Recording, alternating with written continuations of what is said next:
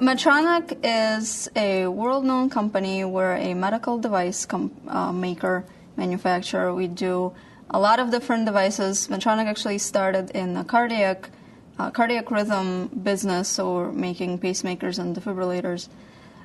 Since then, we've also now moved into the neurological business, so things like deep brain stimulators, diabetes management, pain pumps, a lot of different devices. There's also divisions that work on catheters, drug delivery, and things like that. The group that I work in specifically, we're interested in making our implantable devices safe to use in MRI scanners.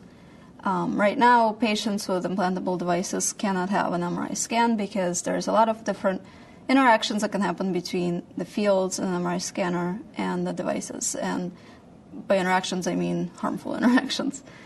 And so we're looking at ways to make the devices safe to use in an MRI scanner. This is a very complex problem because, as one example, the size and shape of the patient in an MRI scanner will influence the magnitude of this interaction. And as you probably understand, the size and shape of humans is very wide-ranging, cannot be controlled very well. And so this is very difficult to measure experimentally. And so that's one of the reasons we decided to move to large-scale modeling of this problem is this issue of, for example, human size and shape. There's a number of other variables as well, such as, for example, how the device is implanted in the person, of course, will vary greatly, as you can imagine. And again, this isn't something that can be very well controlled experimentally, but on the other hand, can be simulated accurately using certain simulation tools.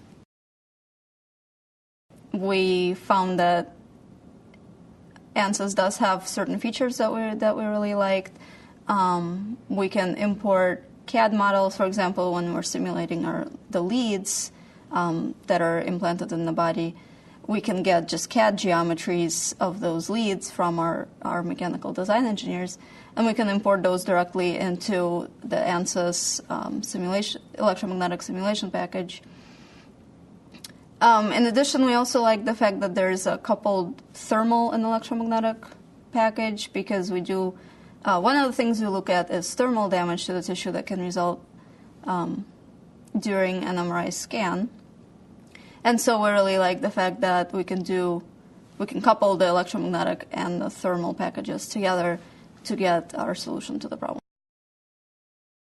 Perhaps more importantly, it's giving us a lot of the physical insight into these interactions of our pacemaker systems in MRI scanners. Like I was saying before, this is a very complex problem because there are so many different variables that are extremely difficult to control, such as our patient population, the variability in implant location, and so forth, that this just would be nearly impossible to study somehow experimentally.